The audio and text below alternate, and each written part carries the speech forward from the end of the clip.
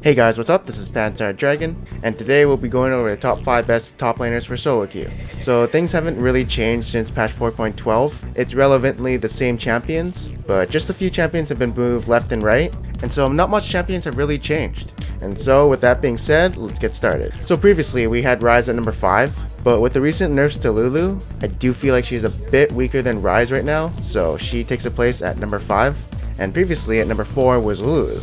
But now since Ryze is stronger than Lulu, they're just going to switch places and, well, Ryze is at number 4. And so I do feel that Ryze is probably one of the best top laners for solo queue that is an AP mage, since all the AP mages are getting nerfed except for Ryze. At number 3 is still Aurelia.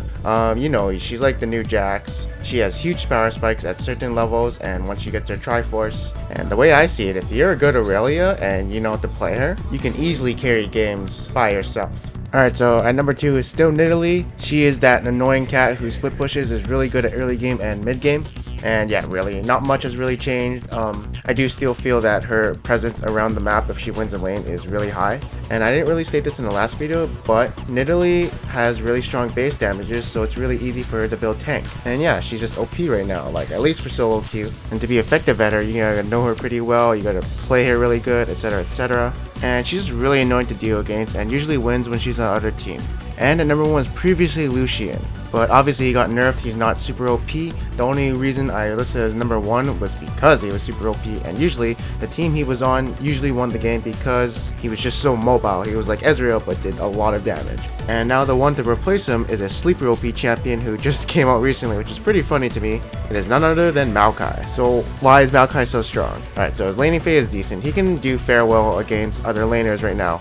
The only problem about Maokai is he is lacking an escape, although he can make up for that by being super tanky.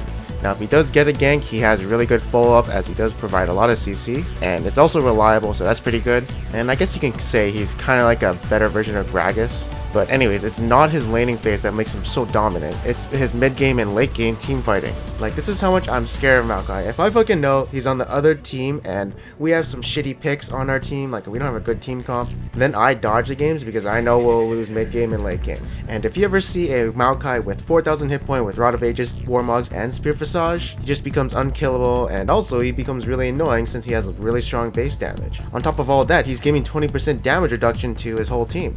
And now I'm going to go on a little small rant about his CC and like cooldowns.